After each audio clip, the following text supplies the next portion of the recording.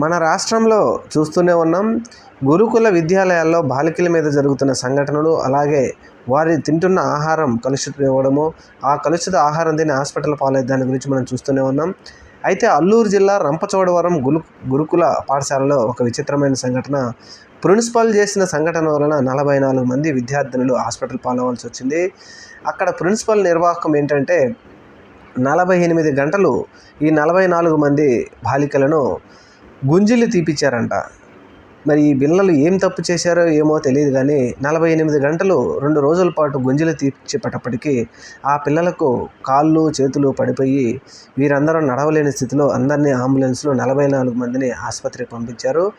మరి ప్రిన్సిపల్ వాళ్ళు కూడా ఇలాంటి సంఘటన, అసలు 2 రోజులు గుంజిలు తీపించడం అంటే ఎంత అవాంఛనీయ, ఈ సంఘటన ఇలాంటి అవాంఛనీయమైన సంఘటనలు జరగటం మాత్రం భావ్యం కాదు. ప్రిన్సిపల్ మాత్రం ఇలా చేయడం